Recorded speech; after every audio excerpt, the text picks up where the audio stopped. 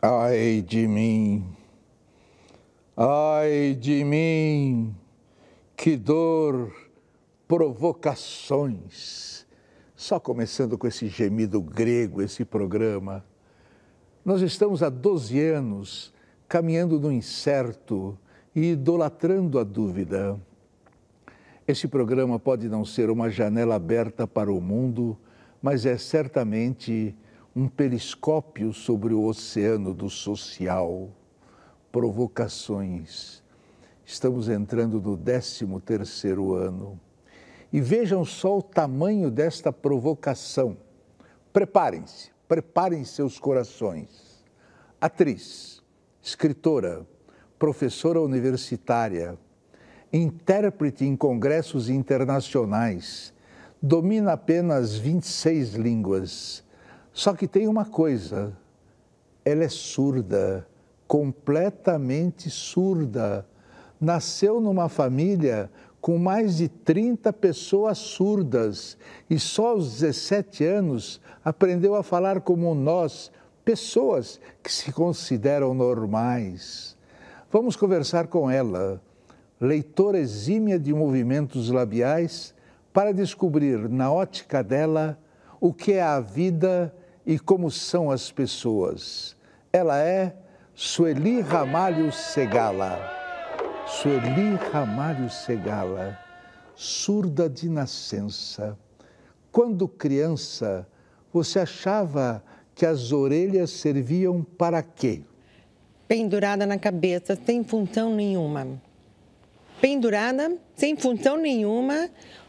Meus avós falavam que era para servir mulheres para usar o brinco e os homens o cavalheirismo para acompanhar, somente. Quem eram normais? O mundo ou a sua família? Somente a minha família que era normal, porque o mundo, todo mundo eram deficientes. Vocês, em casa, conversavam em libras, língua brasileira de sinais. Se entendiam por gestos. Como você aprendeu? É como qualquer língua, nós aprendemos rápido dentro de uma família onde todos dominam a mesma língua.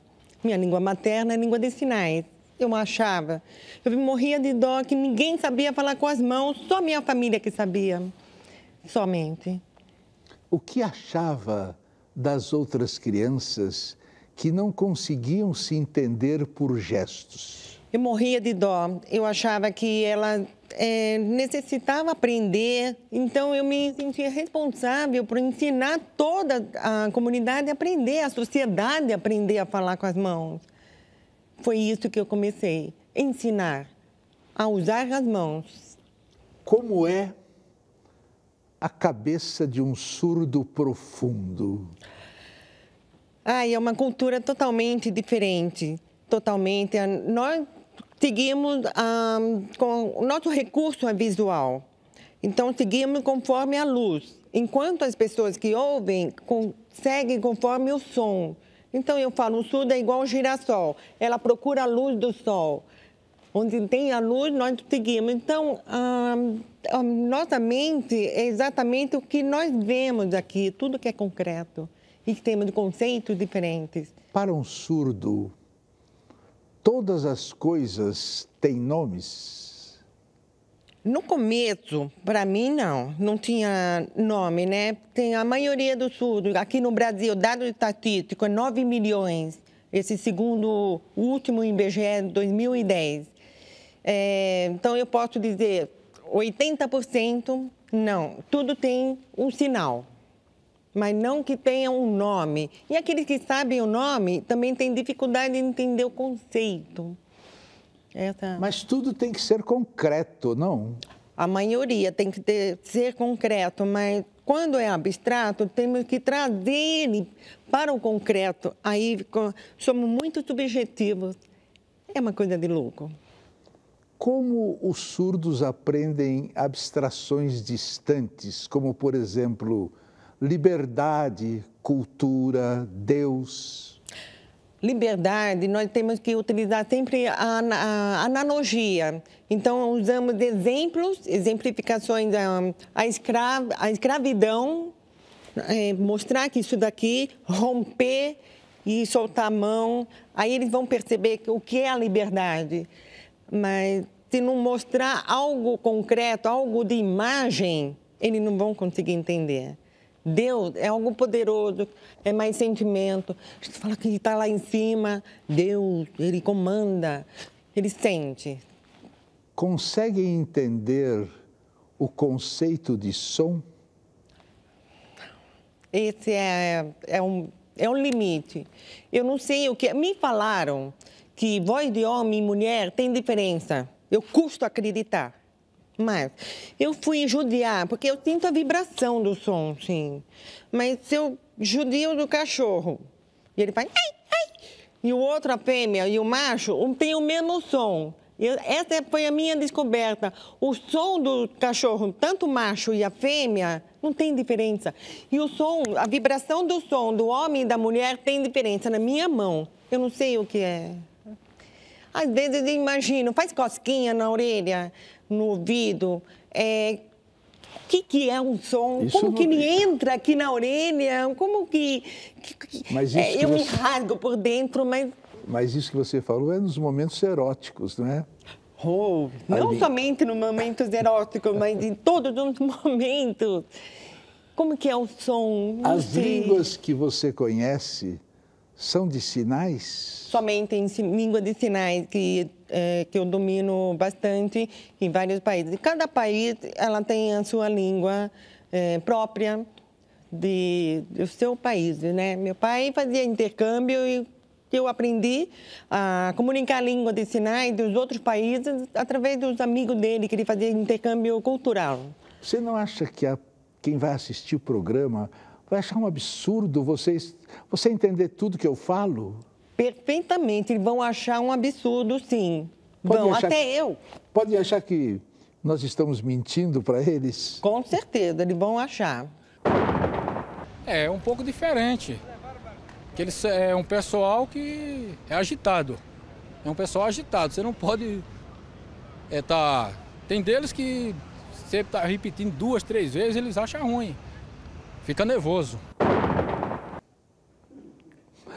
Você tem uma crueldade no humor, não? Tenho.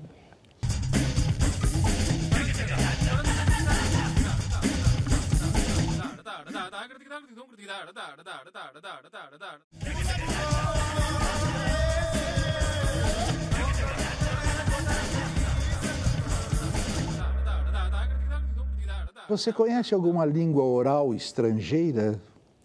Eu tento aprender outra língua, eu estou obrigada a aprender. Estou com um companheiro que não fala português, ele só fala ou inglês ou espanhol. Eu optei pelo espanhol para poder manter a comunicação. Quem criou a língua brasileira de sinais?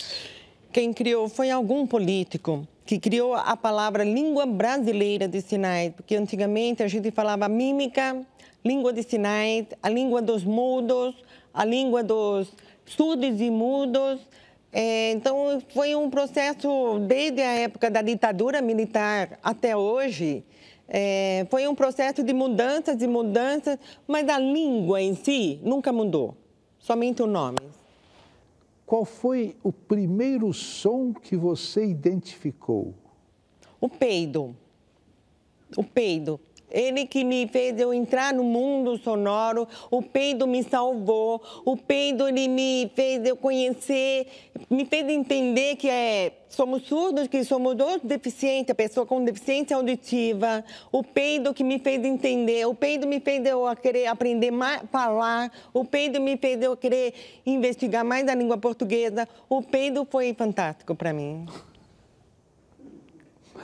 Você tem uma crueldade no humor, não? Tenho. Em que a estrutura da língua de sinais é diferente da estrutura das línguas orais? Certo. Como disse, a língua de sinais ela é de recurso visual e a língua oral é de recurso auditivo. Uma vez que nós surdos não temos memória auditiva, então a estrutura... Se eu for falar um exemplo, um gato comeu rato. Aí, se eu for fazer língua de sinais, seguindo a mesma estrutura da língua portuguesa, que não serve, que seria assim, o gato comeu o rato. Ele tem lógica para a língua oral, porque você automaticamente escutou o gênero masculino, o gato, animal felino masculino. Comeu, a conjugação verbal comeu o rato. O surdo, ele não escutou. O artigo não serve na língua de sinais, não tem. Então, ele está visualizando o quê? Um animal felino, gato. Ele está visualizando o sinal de comer. Come, comerá, comeu, comeria. Ele não está escutando a conjugação verbal. Depois do rato. Mas se o gato comeu, o que o rato está fazendo vivo aí nesse cenário? Não combina. Então, a estrutura da língua de sinais tem que ser exatamente como o filme de O Bandido Atacou a Mocinha. Você mostra primeiro a vítima, ou ela está tomando banho, falando ao telefone, comendo, aí depois vem o vilão e o verbo de ação por fim. Então, o gato comeu rato, a vítima, rato. Depois do gato, o vilão. Agora é o verbo. Então, rato, gato, comer. Essa é a estrutura da língua de sinais. Isso é longo para aprender, né? Mas é rápido quando a gente pega. Dê alguns exemplos de palavras e expressões provocativas em Libras. Ok. Quando eu dou aula em Libras, eu falo sinal de avião. Todo mundo faz assim. Isso daqui é sinal de prostituta. Por que sinal de prostituta é assim? A perna dela está aqui e a outra aqui aberta para todo mundo. Então, a prostituta voando. Então, muita gente erra os sinais. Então, esse é um dos exemplos, sinal de prostituta. E um outro sinal, isso daqui é o sinal de puta. Por que sinal de puta assim? Ela também tem a sua etimologia. Antigamente, os homens iam a bordel e falavam, vamos lá com uma puta, alguma coisa. Então, o surdo, para falar outro surdo, vamos. Aquela mulher que esfrega a bunda de nossos narizes. Por isso, o sinal de puta é assim. Surdos conseguem entender os conceitos de puta e de merda, mas não conseguem entender o que é puta merda. Por quê?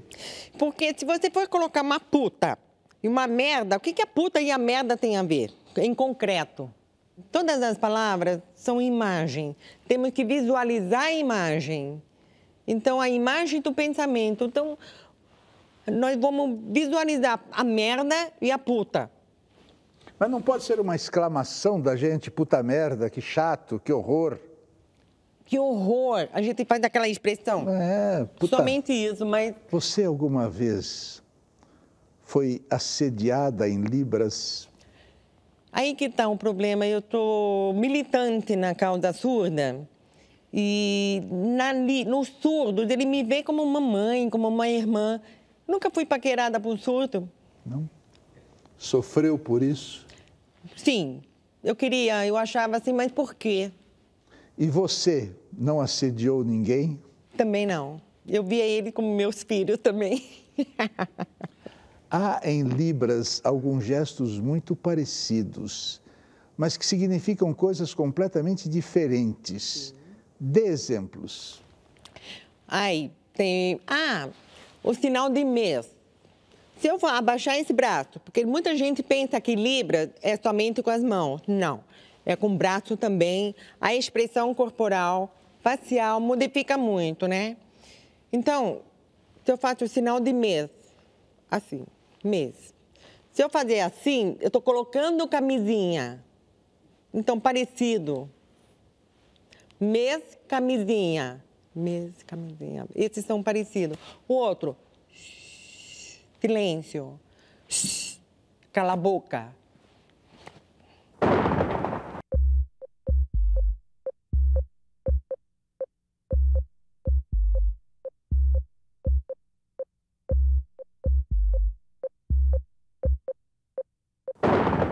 O palhaço entrava em cena e fazia assim, ó.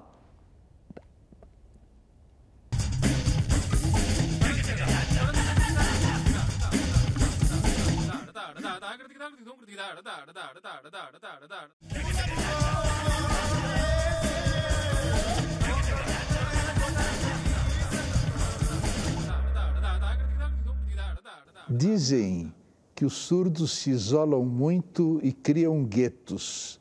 É verdade ou preconceito? Preconceito. Isso daí é na época da segregação. Preconceito.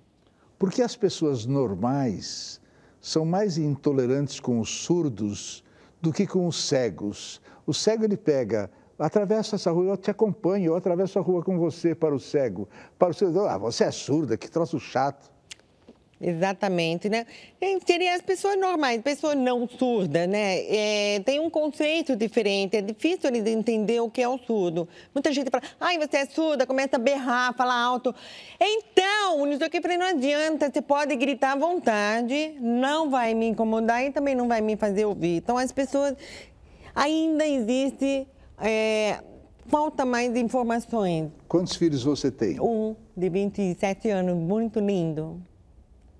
E a relação? É o primeiro das 3 gerações que veio ouvinte. Foi muito difícil. Para a tristeza da família no começo, que ele veio ouvinte, normal, entre aspas. Ele não veio igual a nós. Mas claro que ele foi o primeiro intérprete. Ele é o único de casa que atende a porta, campainha, telefone que toca. E quando ele fala, mãe, fala que eu não tô, não tem ninguém. Ele não pode chamar a gente de mãe, vó, vô, ninguém vai escutar. O que é que você está lendo? O que eu estou lendo de livro no momento? Torá. Gosto muito de ler Torá. Por quê? Fui criada no judaísmo, na hebraica, com meu pai era professor de natação e eu nunca entendia o que era o judaísmo, eu nunca entendia por ser surda. E hoje, agora que eu sei ler tudo, então eu estou buscando tudo que eu vi e hoje eu quero ler. Então, livros sobre judaísmo, não somente a Torá, livros sobre judaísmo, tudo. Estou buscando informações. Você não está ficando contra os judeus, não? Não. Sueli Ramalho, atriz. O que você faz no teatro? Eu apresento peças de orelha. Eu falo que, às vezes eu falo assim, você escuta para mim, eu peço as pessoas a emprestar a orelha para mim. Né? Nós surdos temos mania, você me empresta a sua orelha? Escuta para mim. Então, é assim, quando eu era criança, meu pai adorava levar no circo. Então, era um dilema, era muito trágico para nós. E chegávamos no circo, eu olhava o palhaço entrava em cena e fazia assim, ó. E eu olhava assim, o que ele estava falando? Aí eu olhava para o palco, para o público, todas as crianças faziam assim, ó. Mas o que será? Por que as crianças... Pai, por quê? Não sei, um ponto de interrogação enorme. E não existia intérprete de Libras naquela época, ditadura militar, não se falava, né? Tudo, filosofia, segregação, integração, não era ainda filosofia e inclusão. Ainda. Inclusão, ela veio no final do século XX e início do século XXI. Então, eu tinha aquela curiosidade, meu pai, meus avós, eles tinham muita curiosidade de saber o que o palhaço falava no circo. E aí eu fui crescendo, meu irmão nasceu, todo mundo no circo. O que será que o palhaço está falando? Tem sucesso. Só quando meu filho nasceu, ele tinha 4 anos, aí meu avô falou, antes que eu morra, quero saber o que o palhaço fala. Meu pai também, vamos.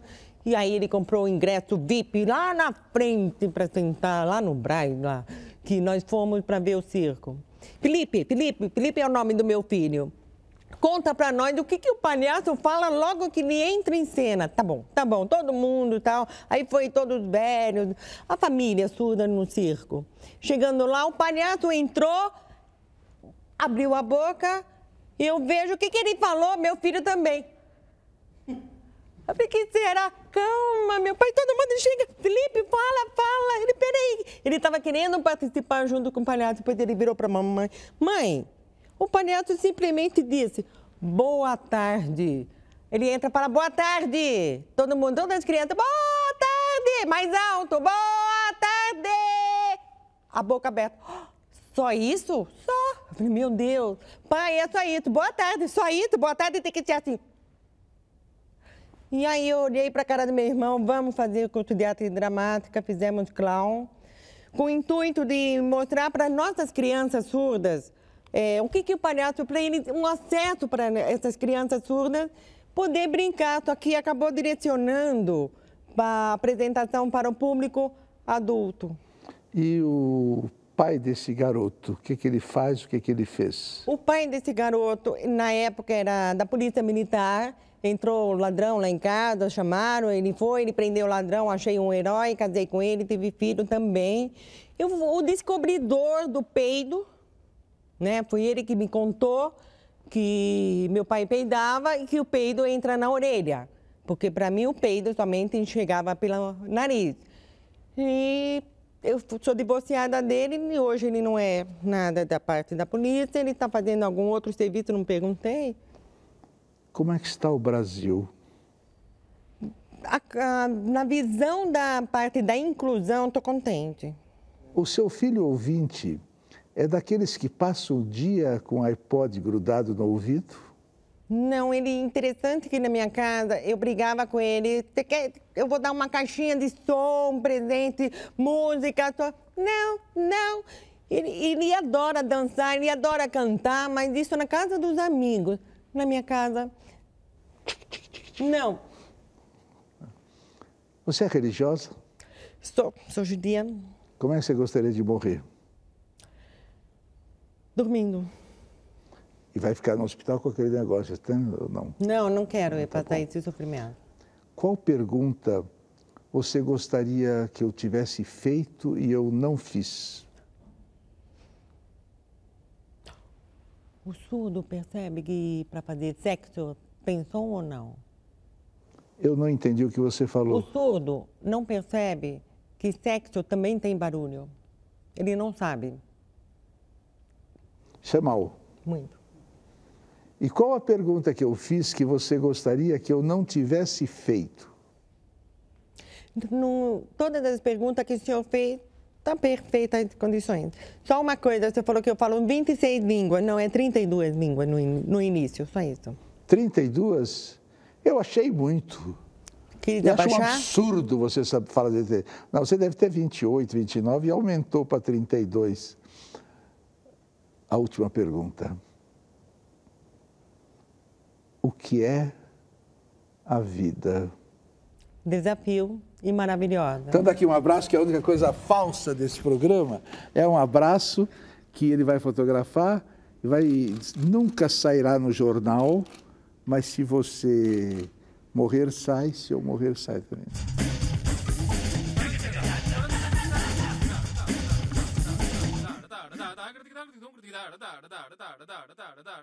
Há 250 anos, Chamfort dizia que a sociedade considerava os surdos infelizes por não poderem ouvir o que as pessoas diziam. Como se pode ver hoje, algumas coisas mudaram. São os surdos que consideram as pessoas infelizes por dizerem o que dizem. Da